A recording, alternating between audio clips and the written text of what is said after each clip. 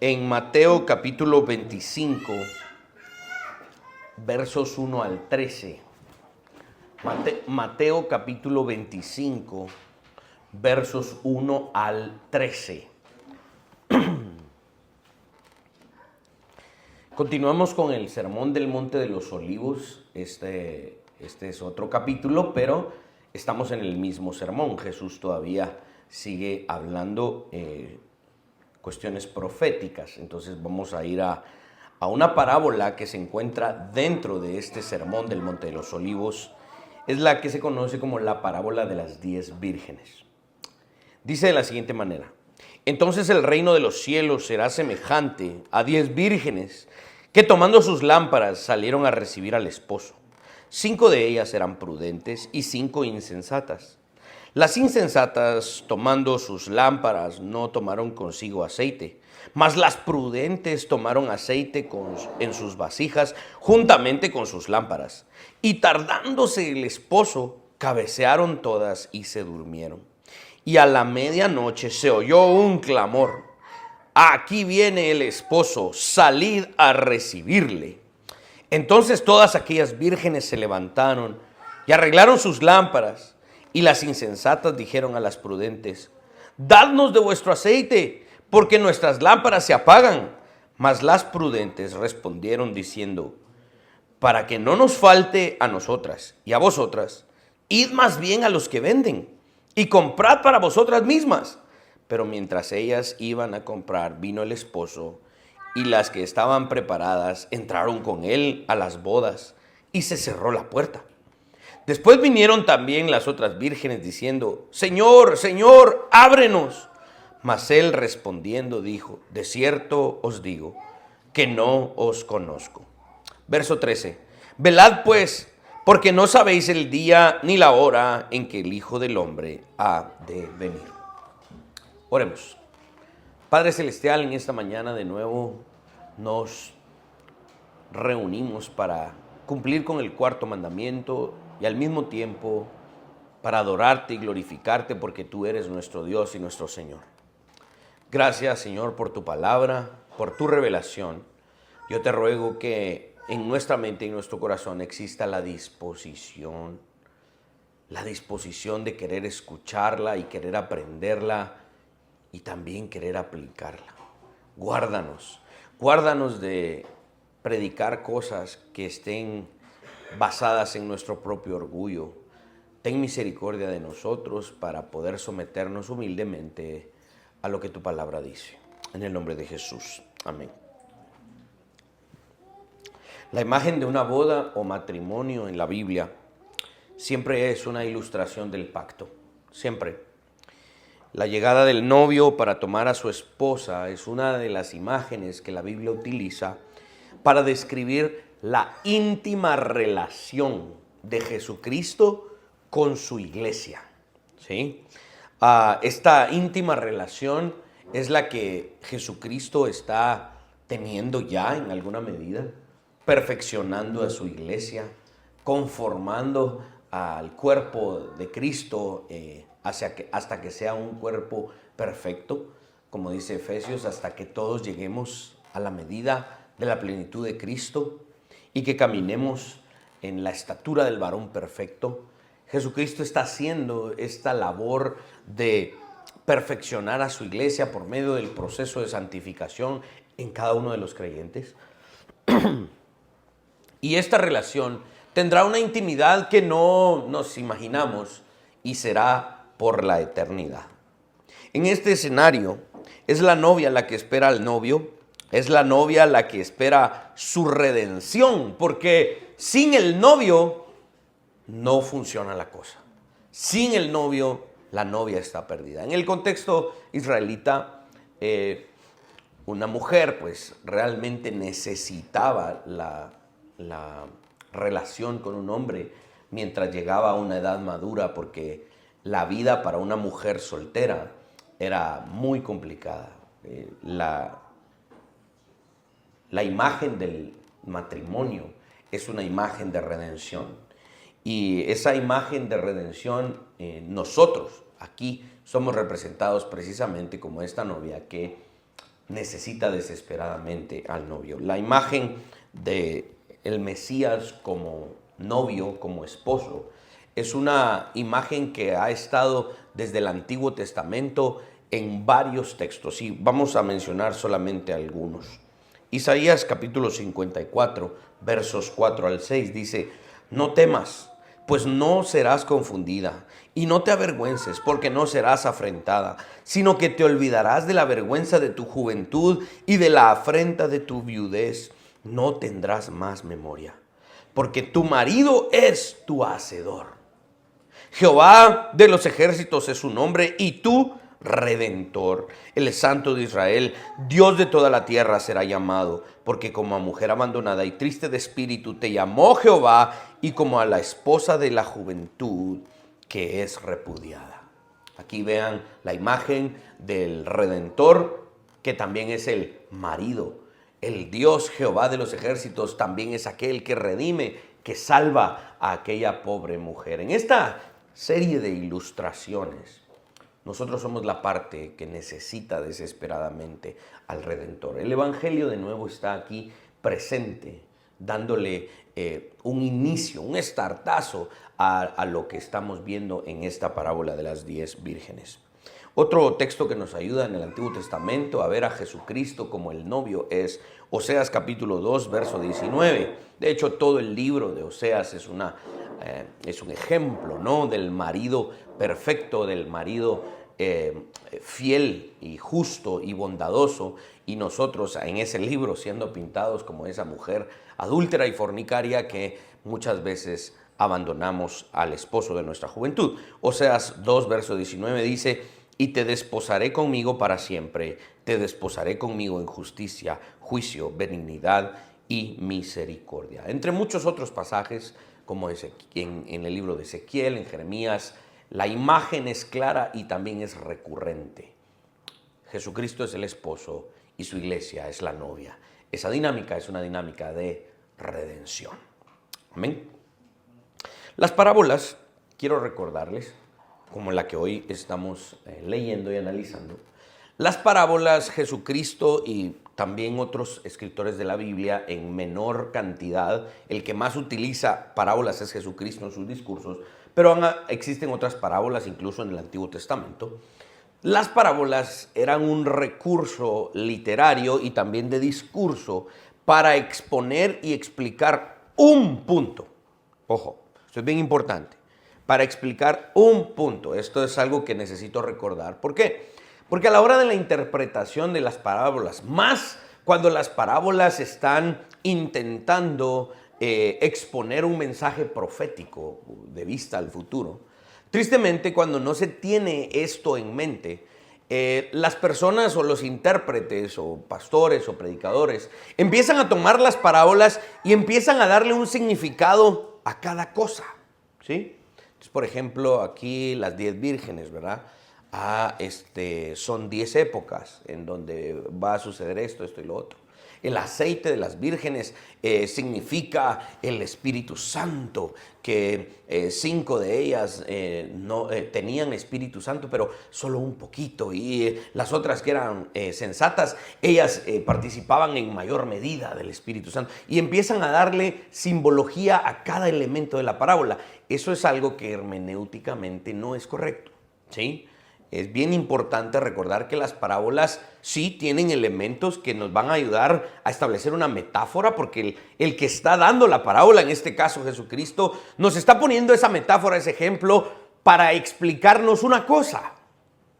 Y esa cosa es la que vamos a encontrar. Pero es necesario que recordemos que no todos los elementos de la parábola tienen un significado o un simbolismo. No debemos alegorizar las parábolas, ni buscar simbología en cada uno de los elementos que contiene. Además, las parábolas que fueron dadas por Jesucristo como parte de un discurso deben ser interpretadas a la luz, en consistencia, en armonía con el tema que se viene tratando en ese discurso, ¿sí? En este caso, esta parábola sigue siendo parte del sermón del Monte de los Olivos, ¿ok?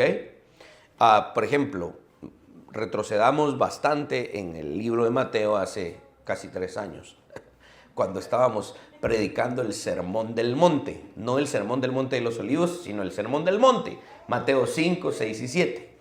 ¿Cómo termina ese sermón? Termina con una especie de parábola, ¿sí? De un hombre prudente y un hombre insensato. Uno que construyó su casa sobre la arena y uno que construyó su casa sobre la roca. Entonces, Jesús está dando esta parábola en ese sermón y esa parábola debe ser interpretada en el contexto de ese sermón. Sí, hablábamos de la diferencia entre los fariseos y los líderes judíos y los discípulos de Cristo. Aquellos que construían su vida sobre la verdad de que Jesucristo es el Hijo de Dios eran como ese hombre que construía su casa sobre la roca. Entonces le dábamos interpretación a esa parábola en el contexto de ese discurso. Lo mismo debe suceder acá. Estamos interpretando esta parábola de 10 vírgenes en el contexto del Sermón del Monte de los Olivos, que es el bloque profético más grande de Jesucristo que tenemos registrado en el Nuevo Testamento. Ya hablamos que esta es la segunda parte del Sermón del Monte de los Olivos y que esta segunda parte del sermón Jesús está demandando a sus discípulos que, viendo al futuro, tengan una actitud de fidelidad, una actitud de diligencia por lo que viene a largo plazo. En esta segunda parte del Sermón del Monte de los Olivos estamos lidiando con la segunda venida de Cristo. Por tanto, esta parábola y el resto del sermón no están tratando de dar señales antes de la segunda venida de Cristo, porque ya establecimos que también en otras partes de la Biblia la segunda venida de Cristo no es un evento previo al cual hayan muchas señales que nos indiquen que va a suceder, no. Y estamos viendo que la segunda venida de Cristo es un evento repentino que tomará por sorpresa a la humanidad, porque ya leímos que Jesucristo describió que habrán 2 hombres caminando en el campo y trabajando, habrán 2 mujeres allá en el molino, moliendo juntas, y de repente sucederá la segunda venida de Cristo. Esto es algo diferente a lo que trató la primera parte del Sermón del Monte de los Olivos. La primera parte del Sermón de los Olivos ya vimos que lidiaba con la destrucción de Jerusalén. La Biblia, entonces, no está tratando en esta parábola de las 10 vírgenes con una especie de rapto, tribulación, eventos sensacionales previo a la segunda venida de Cristo, porque eso es lo que hacen tristemente otras teologías como el dispensacionalismo y sus diferentes corrientes. Ahora,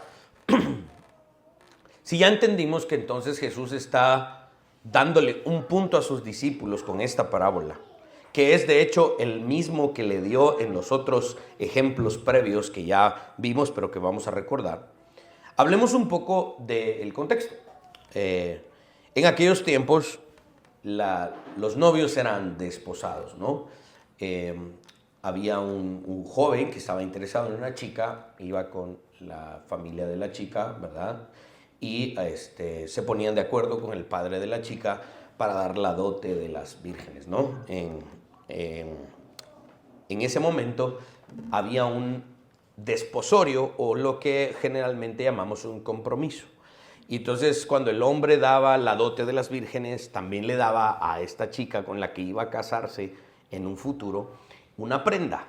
Algunos creen un anillo, algunos creen otra cosa, ¿no? Dicho sea de paso, acá la Biblia traduce al español la palabra vírgenes, pero realmente en el griego original y también en el hebreo, la palabra podría ser traducida como doncella. Una doncella es una mujer joven con edad suficiente para contraer matrimonio. Entonces aquí se traduce 10 vírgenes, pero puede ser 10 doncellas, 10 mujeres jóvenes listas para el matrimonio.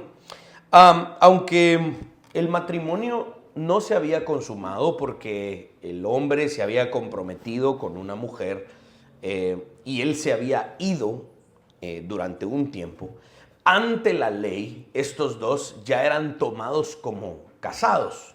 Ante la ley judía, si una mujer ya desposada, aunque no había consumado su matrimonio con ese hombre con el que estaba prometida, si esta mujer cometía adulterio, un acto de fornicación, merecía la muerte. Y lo mismo sucedía con el varón, no era diferente.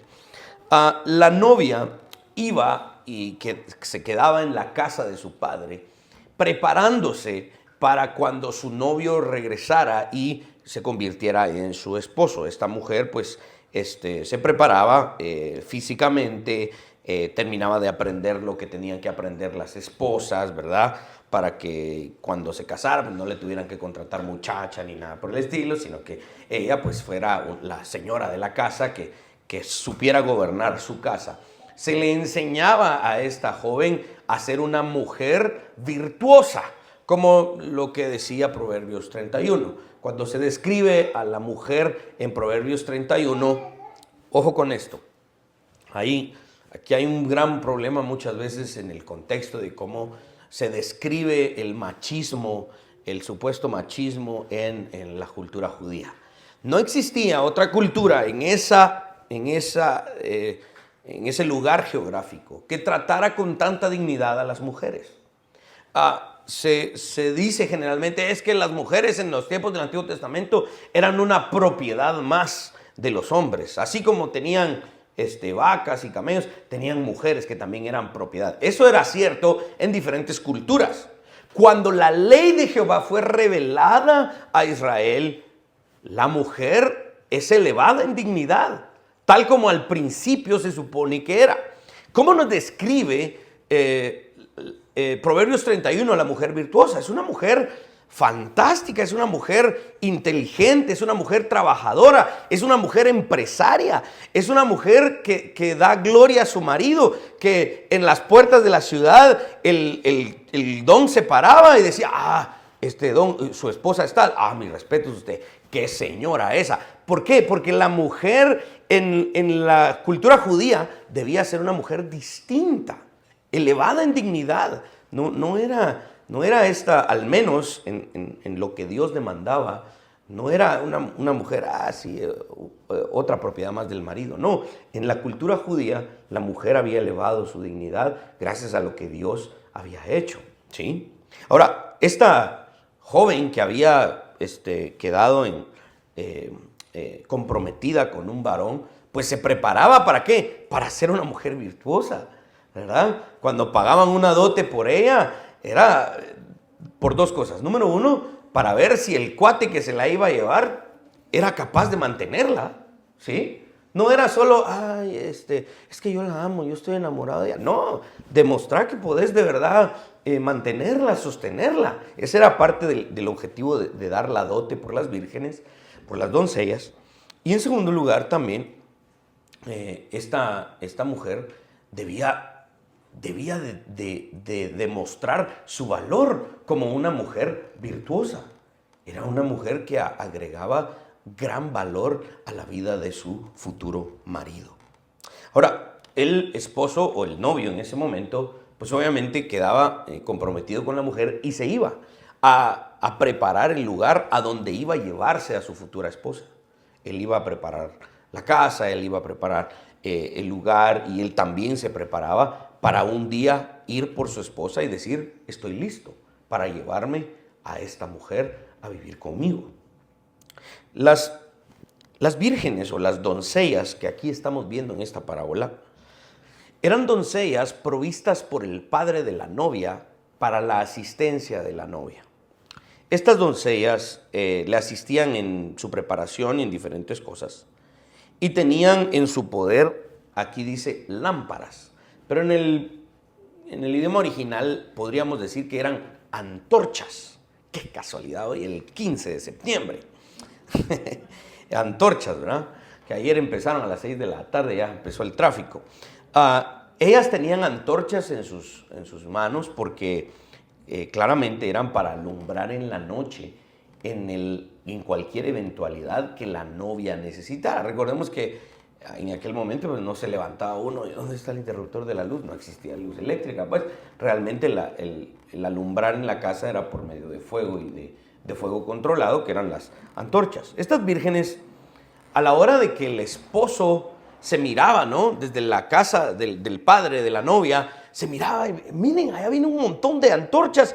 ahí viene el novio, ¿sí? Entonces venía repentinamente, las doncellas tenían que levantarse y alumbrar el camino y hacían una especie de procesional, ¿sí? Para que el novio entrara y la novia saliera a recibirle. Esta era parte de la, digamos, responsabilidad de las vírgenes. Ahora, Jesús aquí está poniendo un ejemplo. Habían 5 que eran insensatas y 5 que eran prudentes, que eran responsables. Estas mujeres jóvenes, doncellas, responsables y prudentes, ellas tenían su antorcha encendida y también tenían vasijas con aceite extra para que si en la noche venía el novio, la fiesta iba a iniciar. Recuerden que la fiesta de las bodas era días, ¿no? Una semana o incluso a veces un mes duraba la fiesta de la boda. Y entonces tenían que tener suficiente aceite para alimentar el fuego de sus antorchas. Entonces, doncellas prudentes estaban listas y Jesús pone ahí, debido a que el novio, el futuro esposo, se tardó en regresar. Este lenguaje es el que nos ayuda a confirmar que Jesús aquí está hablando precisamente de su segunda venida. ¿Por qué? Porque la primera venida de Cristo era en esta generación y van a ver esto y esto y lo otro y sucederá esto en esta generación. Era un lenguaje que hablaba de algo que iba a cumplirse en un futuro próximo, no en un futuro lejano. Ahora, estos ejemplos que Jesús está poniendo están hablando con un lenguaje distinto. El novio ha de tardarse, el novio ha de regresar, pero se iba a tardar. Entonces estas mujeres prudentes tenían aceite suficiente, no solo para cuando viniera el novio, sino para cuando empezara la fiesta. Y la fiesta de bodas, si iba a durar 2 semanas, si iba a durar un mes, y el aceite no era suficiente y se les iba a pagar. ¿Sí? Estas mujeres estaban listas. Por el otro lado, 5 vírgenes, 5 doncellas, no se prepararon de la misma manera. El esposo, en efecto, tardó en regresar. Todas cayeron dormidas y a medianoche, dice la parábola, se escuchó el llamado de la venida del esposo. Por tanto, las vírgenes se iban a levantar a cumplir con su labor y exactamente como sucedió por no prepararse, hubo 5 doncellas que no estaban capacitadas, no estaban preparadas para cumplir con su labor. Las vírgenes prudentes, precisamente haciéndole honor a ese adjetivo, prudentes, no compartieron aceite con las vírgenes insensatas. No porque fueran mala onda. Chica, esto es mi aceite, no te voy a compartir. No es porque sean mala onda, sino porque ellas eran prudentes. Ellas dijeron, miren, nosotros si les compartimos, ni siquiera ustedes ni nosotros vamos a poder cumplir con nuestra labor. Mejor vayan, a ver si todavía les da tiempo. Van a tocar la puerta de los mercaderes a ver si logran comprar aceite. Y las vírgenes imprudentes no tuvieron de otra más que ir a buscar. Con el mercado cerrado a esa hora, buscando con dificultad aceite para sus antorchas, el esposo llegó y las vírgenes, las doncellas insensatas, no estuvieron presentes, no estuvieron preparadas para cumplir con su labor. La puerta de la boda se cerró y cuando las doncellas insensatas llegaron para que se les abriera la puerta, el esposo las vio desde arriba de la pared y les dijo, no las conozco, no las dejen ingresar. Ahora, Jesús pone toda esta imagen, toda esta metáfora para expresar un punto, como les decía yo, un punto central de esta parábola y está en el verso 13. Velad pues, porque no sabéis el día ni la hora en que el Hijo del Hombre ha de venir. Haciendo exégesis y obviamente buscando los griegos originales, la palabra velad viene del griego gregoreo, que significa estar despierto, prestar estricta atención. Es ser cuidadoso activamente. vean la importancia de ir buscando los significados originales. Podemos interpretar esto precisamente porque Jesús lo dice varias veces. Esta palabra, velad, Jesús la utiliza varias veces en este mismo sermón y lo recalca con diferentes ejemplos. Esto era común en las enseñanzas de maestros en el antiguo Israel. Decían varias veces lo mismo por medio de la repetición y también decían varias veces lo mismo por medio de diferentes ejemplos para que los estudiantes lo entendieran. Porque cuando una vez nos lo dicen, probablemente no lo lograríamos entender. Jesús ha utilizado varios ejemplos ya.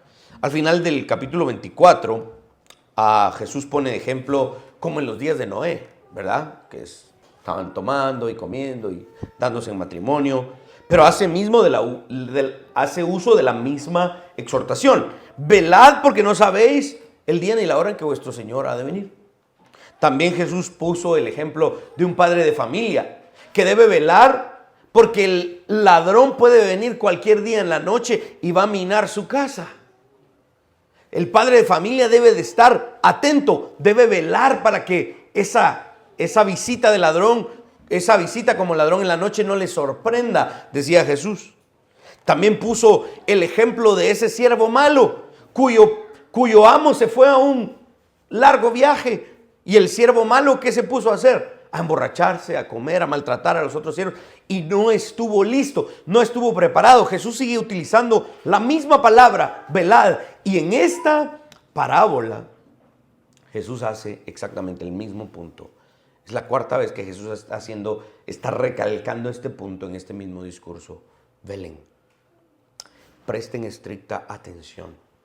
Sean cuidadosos, sean activos, porque no saben qué día regresará el Señor.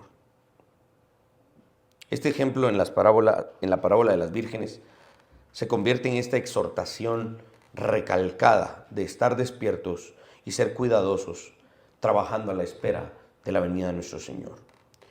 El teólogo Cornelis P.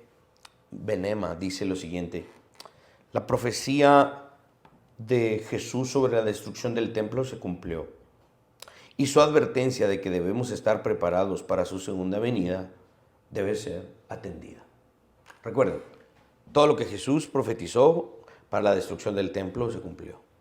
Pero una vez eso se haya cumplido, los discípulos deben estar atentos, deben estar activamente preparados para la venida de su Señor. Y aquí voy a la aplicación, ayúdame con la aplicación, que es precisamente lo que Jesucristo está recalcando en estos ejemplos: estar preparados y vigilantes. Por eso es que, no sé si han escuchado esa canción de "Oh día feliz, oh día feliz", y en el coro, en una de las estrofas dice: Él me enseñó cómo vigilar y orar, ¿sí? Porque este es uno de los puntos importantes de lo que Jesucristo está demandando de sus apóstoles. El estar preparados y vigilantes para la segunda venida del Señor.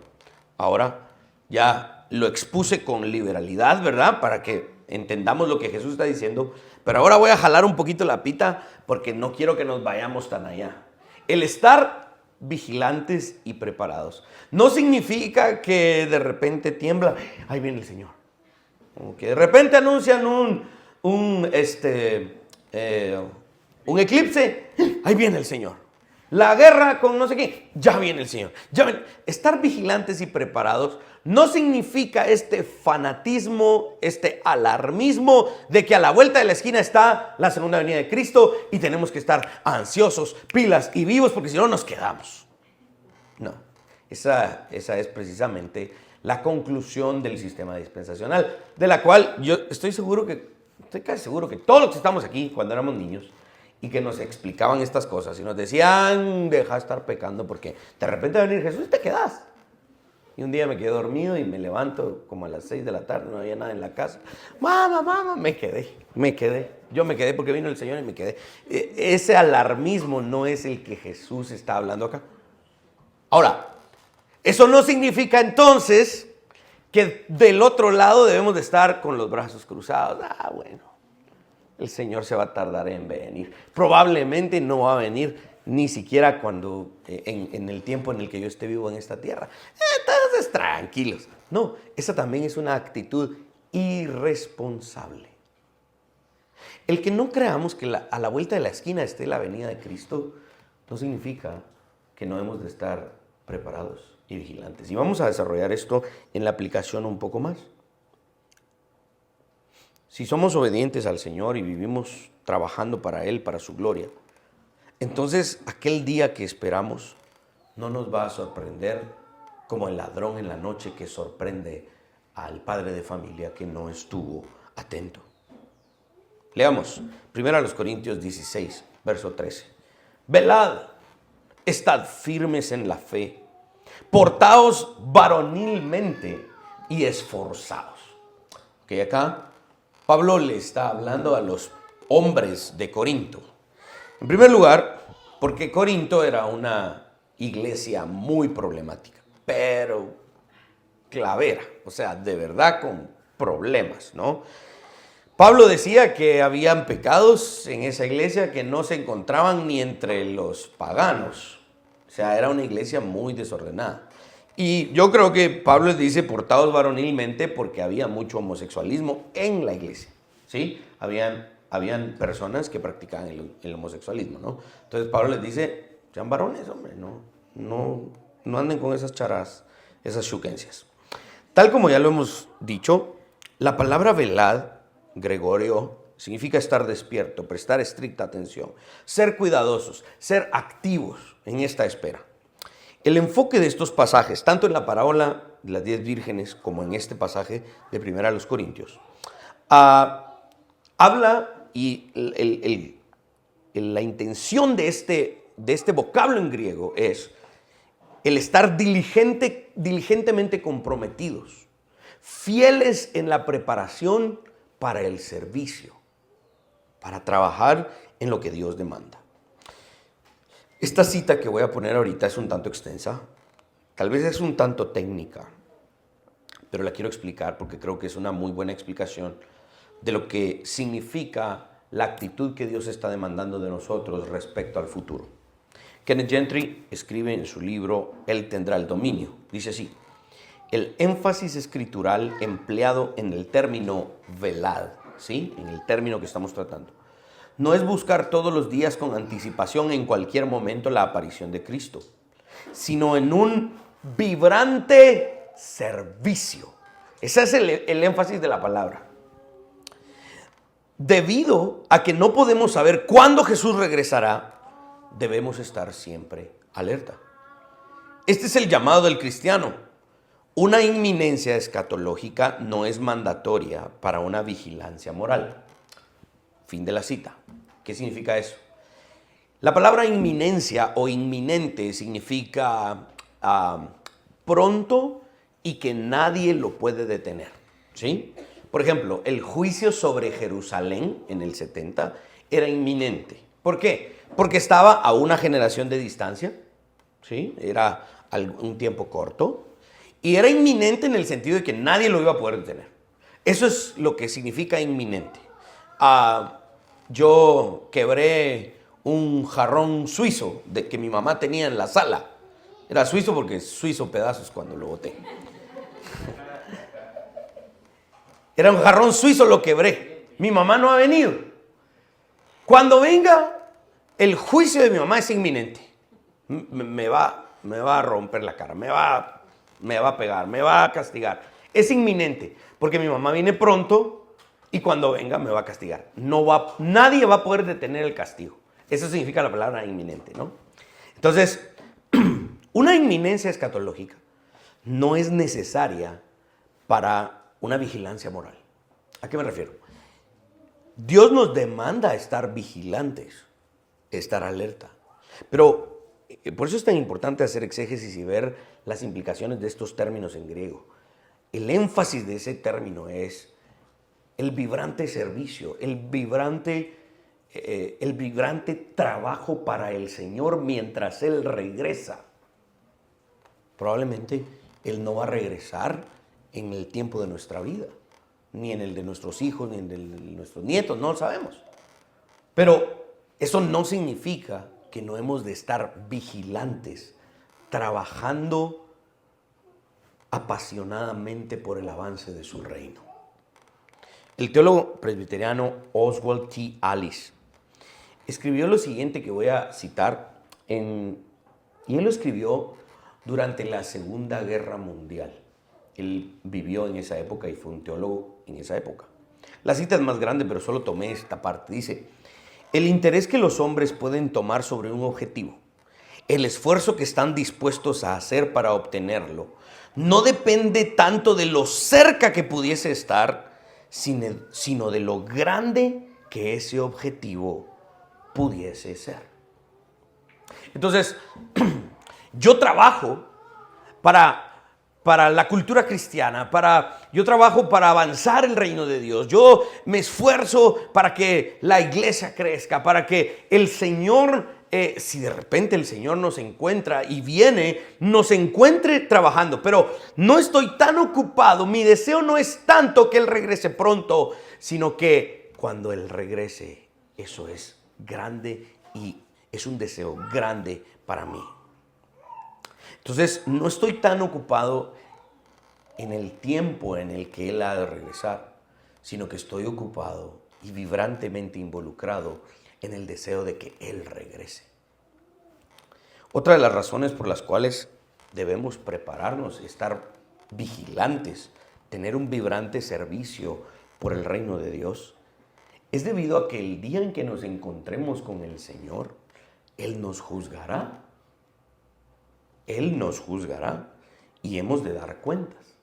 Miren lo que dice 2 Corintios capítulo 5, verso 10. Es algo que seguramente ya hemos leído. Porque es necesario que todos nosotros comparezcamos ante el tribunal de Cristo, para que cada uno reciba según lo que haya hecho mientras estaba en el cuerpo, sea bueno o sea malo. Entonces, el velar y el vivir preparados es porque, sea que en su segunda venida o mañana, Dios no lo quiera, por un accidente o qué sé yo, por algo, y me encuentre con el Señor, más vale que yo hoy esté vigilante y preparado, porque ante el tribunal de Cristo he de comparecer por todo lo que hice, sea bueno o sea malo. Entonces, vean la exhortación, y he leído que teólogos utilizan esa palabra. Jesús está exhortando, pero yo creo que Jesús está demandando a sus discípulos velar, estar atentos, estar cuidadosamente, estrictamente prestando atención a lo que Él me demanda hoy, porque un día lo voy a encontrar. Sea pronto o sea dentro de mucho tiempo, he de estar vigilante y preparado. Esto también entonces debe impulsarnos a vivir así, ¿sí? Constantemente listos, vigilantes de lo que el Señor y Juez del universo nos ha encomendado en la cantidad de años que Él nos haya prestado en esta tierra. Esta vigilancia debe ser una cuestión práctica. Por eso lo puse en el término de la aplicación. Primero, vigilantes en cuanto al pecado. Me ha costado porque hemos estado interrumpiendo la serie de la disciplina en los viernes. Pero ese es el objetivo de la disciplina, de la autodisciplina, del dominio propio. En primera instancia es la lucha intensa en contra del pecado. Que seamos honestos, somos indulgentes, somos autoindulgentes. Dios sabe que yo no soy perfecto, me lo deja pasar. Y eso se convierte tristemente en un hábito. No estoy siendo vigilante, no me estoy preparando, sino que al contrario, estoy siendo alcahueto conmigo mismo, lo cual es muy sencillo. Esto debe ser práctico porque hemos de estar preparados y vigilantes en cuanto a nuestro trabajo, ¿sí? Algunos tienen la mala idea de que tienen un trabajo en una empresa o tienen un negocio o aquí o allá. Yo no he sido llamado al trabajo, al ministerio. Y eso es un error. Eso es un error muy grande. El lugar en donde tú trabajas es el ministerio del reino de Dios. Allí estás haciendo ministerio para el reino de Dios. Tu trabajo no es secular y el del pastor es un trabajo espiritual, no. Nuestros trabajos, si somos creyentes, cualquiera sea nuestro trabajo, no es secular, es espiritual, es confesional, porque tiene que ver con confesar a Cristo donde yo estoy y hacer lo que debo hacer para el avance del reino de Dios.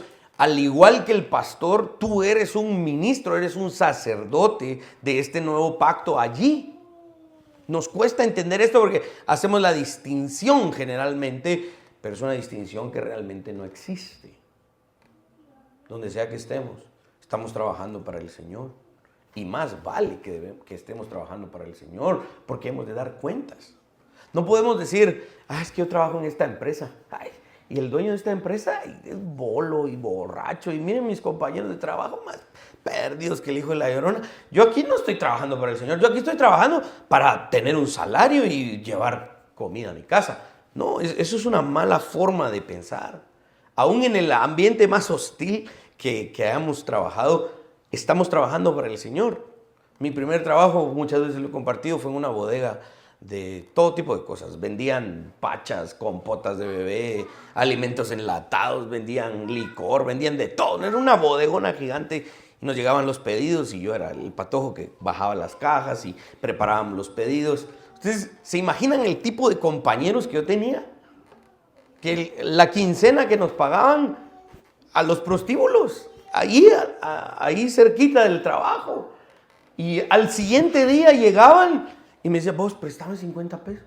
Pues si ayer te pagaron, pues, sí, pero me lo gasté todo ayer con aquellos, vos, que no sé qué. Y se imaginan cómo hablaban, cómo se vestían, me hacían bullying, porque yo era patojito, pues, yo era bien adolescente todavía. Es decir, en ese lugar yo tristemente todavía no comprendía que estaba trabajando para el Señor. ¿Qué sentía yo? ¿Qué pensaba yo? Aquí no estoy trabajando yo para Dios, aquí estoy trabajando porque no hay de otra. No, pero esa es una mala mentalidad. Cuando Jesús nos dice y nos demanda, estad preparados y vigilantes, es de que donde sea que trabajemos, lo hagamos para el avance del reino de Dios. Me confronta mucho, precisamente en esa época que yo trabajaba allí. Había un joven que era mormón, no, era testigo de Jehová. Y él también pues no fue a la universidad, no tenía educación media y por eso también trabajaba en esa bodega. Pero era un joven tan correcto, ¿verdad? Que no lo mirabas hablando malas palabras, ¿no? Y cuando uno le preguntaba, ¿y vos sos testigo de Jehová? Sí, contame un poco acerca de eso. Y él, tranquilo, miren, me confronta mucho porque él daba más testimonio que otros que supuestamente eran cristianos ahí, ¿verdad? Hereje, pues, pero era mejor comportado, ¿no? Tenía mejor comportamiento. A lo que voy es, estar preparados y vigilantes es de verdad trabajar como que hoy fuéramos a encontrarnos con el Salvador. Y si hoy nos encontramos, ¿con qué cara le hemos de ver? Ojalá y vamos a llegar precisamente a una de estas parábolas, la de los talentos, que también está dentro del sermón del Monte de los Olivos. Y la conclusión es, si ustedes viven así, preparados, vigilantes, vibrantemente trabajando por el avance del reino de Dios, no solo han de tener su salvación asegurada por la obra de Cristo, sino que ahora salvos, sabiendo que no fue por sus obras y sus méritos, cuando ustedes lleguen a la presencia del Señor, han de recibir esta fantástica frase: bienvenido, fiel siervo de Dios, entra en el gozo de tu Señor. Y a veces me he puesto a pensar, cuando leo el libro de Daniel, viene el ángel y le muestra una serie de visiones a Daniel, y Daniel dice, ¿y esto qué significa? Y el ángel llega con Daniel y le dice, oh Daniel, no te imaginas cuán estimado eres en la presencia de Dios. Yo digo, ese tipo Daniel ha de haber sido increíble. Yo oro y le digo, Señor, Yo sé que no se puede decir eso de mí, pero permíteme algún día encontrarte y escuchar esas palabras. Bien, buen siervo y fiel. Y para eso hay que vivir así, vigilantes y preparados, vibrantemente involucrados en el trabajo del avance del reino. La preparación y la vigilancia deben ser características del creyente, mis hermanos. Deben ser características del creyente. ¿Nunca han ido ustedes a la casa? Por ejemplo, me he topado en la casa de algunos hermanos allá en Estados Unidos, que uno va y es el hombre de la casa, se lo lleva a uno, mira, aquí está el garage y aquí está esto, aquí te vas a quedar y todo lo demás. Y entonces le muestran a uno el garage, ¿verdad? Y el varón, el garage, ese es el único lugar donde tal vez puede reclamar un poco de autoridad. El resto, la señora de la casa es la que tiene dominio. Pero en el garage el hombre tiene el carro, tiene sus herramientas, tiene, qué sé yo, unos pósters de unos jugadores que les gustan, qué sé yo. Entonces el hombre de la casa va y nos muestra. Allá en Estados Unidos, ¿verdad? Algunos hermanos me dicen, mira, y aquí guardo mis armas, ¿verdad? Estoy preparado para esto y lo otro. Si una persona entra por ahí, se enciende la luz. Y uno dice, esta gente está preparada, ¿eh? Esta gente está preparada. Se nota que le ha puesto diligencia a la preparación del lugar donde él vive. Pero bien dice Proverbios que cuando él pasó por el campo, por la viña de aquel hombre ocioso y perezoso, el campo estaba descuidado, la maleza estaba crecida. Se nota que era un hombre que no estaba preparado y no había sido diligente. Y lo mismo, me imagino, si yo lo he notado con los varones, las esposas, ¿no? Cuando van a la casa de otra señora, ¿no? Se dan cuenta de si esa señora está preparada, si se ha arreglado esto, si ha arreglado lo otro, o cuando reciben a alguien, ¿no? Y hospedan a alguien. ¿Hay lugar para esa persona que estamos hospedando? La preparación y la vigilancia deben ser características del creyente. Ven cómo esta aplicación es para la vida y no necesariamente para decir, híjole, huracán, ahí viene Cristo. No, no es esa vigilancia de estar ansiosos y expectantes de que en cualquier momento aparezca el Salvador. No, Jesús está diciendo que hay una responsabilidad, una serie de responsabilidades que mientras Él regresa debemos de cumplir. D.A. Carson en su comentario escribe lo siguiente, ayúdame con la siguiente diapositiva. La preparación no puede ser transferida o compartida. Tristemente muchos de nosotros hicimos esto en un examen. Vos, dame copia. Y algunos que eran buena onda o mala onda, depende cómo lo interpreten, algunos no daban copia, ¿verdad?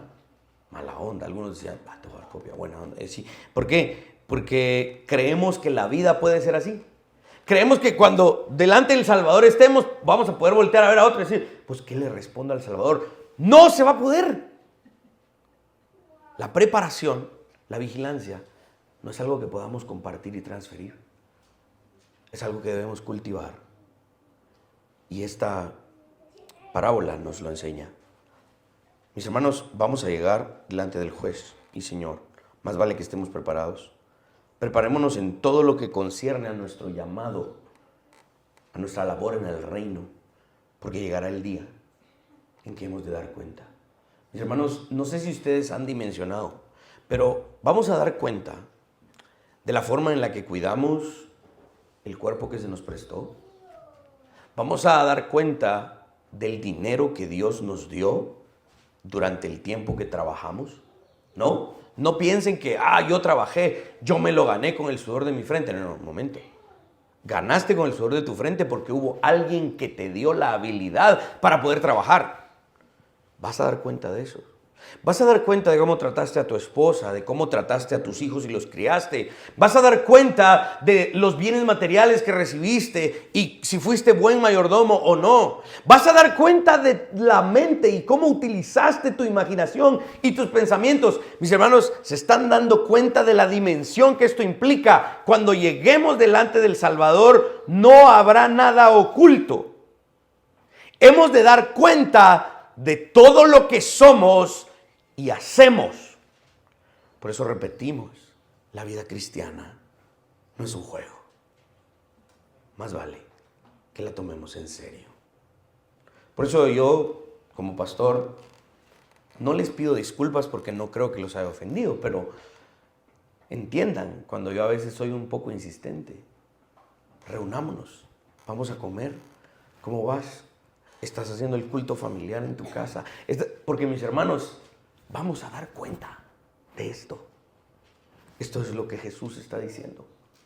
No podemos vivir como tristemente la mayoría del evangelicalismo. Con ir el domingo ya cumplí. Cuidado, porque eso no significa vivir preparado y vigilante. Preparado y vigilante significa cómo voy a usar este día nuevo que Dios me ha regalado. Y que al final del día, en la noche, cuando me vaya a acostar, me vaya satisfecho porque cumplí con lo que el Señor me demanda. Mis hermanos, que el vigor y la fuerza que todavía nos queda en nuestra mente, en nuestras manos, en el cuerpo, sea para que un día demos cuenta de que vivimos preparados y vigilantes y se nos abran las puertas del cielo y nos digan: buen siervo, fiel, entra en el gozo de tu Señor. Porque cuando estuviste en la vida, en la tierra, te esforzaste por el reino. Espero, mis hermanos, que esta aplicación sea algo que nos impulse a vivir con mayor seriedad nuestro cristianismo. Amén. Pongámonos de pie.